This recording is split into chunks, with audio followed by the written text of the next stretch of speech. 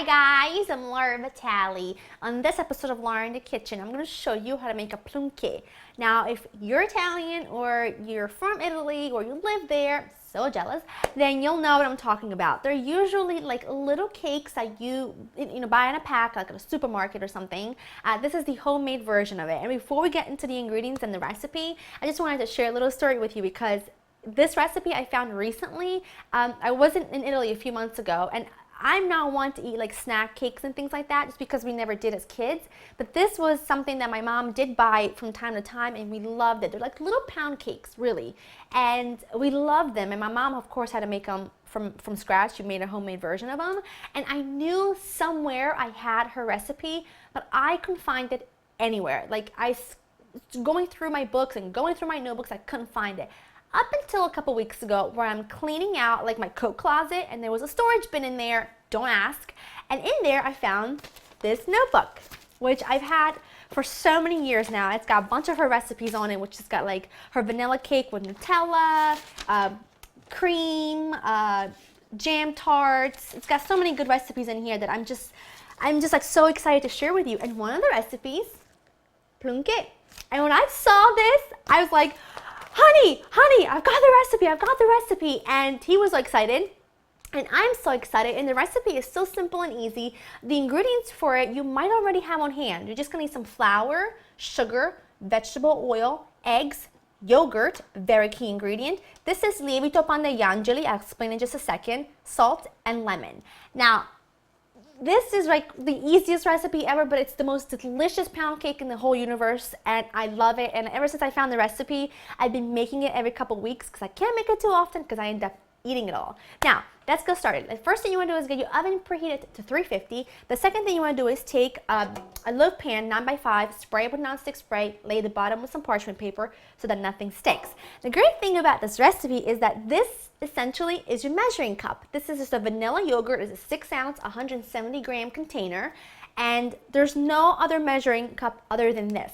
So it's 1 part yogurt, which we're going to put right in here, and this pretty much can all go into the same bowl. It's that simple. Just get it all out of there. Now, I will say this. My mom, I remember this as a child, she used to use a banana yogurt. I've tried both. The recipe calls for a banana. I don't think it makes a difference. So I'm just using vanilla because I always have vanilla yogurt on hand because I just really like it. So you've got 1 part yogurt, 1 part vegetable oil. So there's no butter in here, it's just vegetable oil.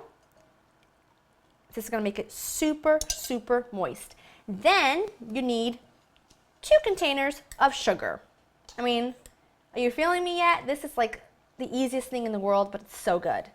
So I'll just get 2 containers of this right in here. And 2. Make sure you take your spoon and you get everything that's in there out. So excited. So now I'm just going to take my little half-moon whisk and I'm going to just mix this together because I want it really well combined. Add in your 3 eggs along with some lemon zest, which is crucial in this recipe. So this is a pretty big lemon, so I'll probably just add in about half or 3/4 of it, of the zest. That'll do it.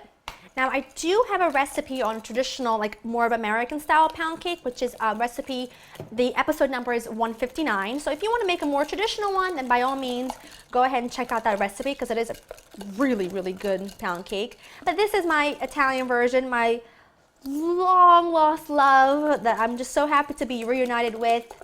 And I think you're really going to enjoy it. So now I'm going to put in a pinch of salt, and I'm also going to put in my, oops, it's a bit much, my pan degli angeli, which is really like, if I had to describe it, it's like a baking powder with vanilla in it. That's how I describe it. If you don't have this, which I know not many people might have it on hand, you can substitute baking powder and a little vanilla extract. That's the same thing. It's an Italian recipe, and my mother specifically said, una bustina di pan degli angeli, so that's what I'm adding in. Wouldn't want to get that wrong. It smells so good.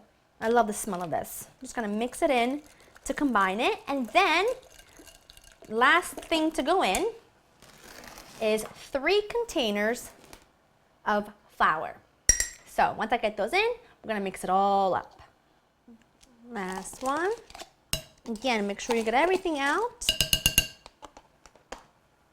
And now just give everything a good mix until all your dry ingredients, your flour is incorporated, but don't overmix it because you want this to be sort of a really light, delicious, flavorful pound cake. And if you overmix it, it can end up a little bit too tough. Give everything a good mix with your spatula and then pour this into your loaf pan that's ready to go.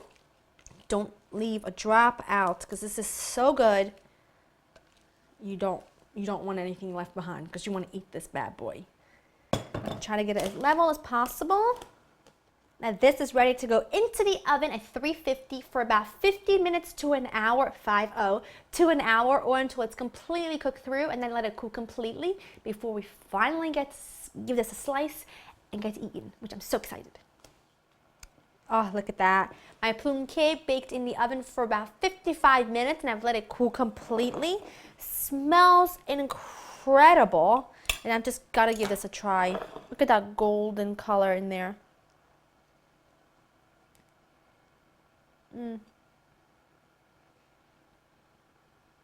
So good.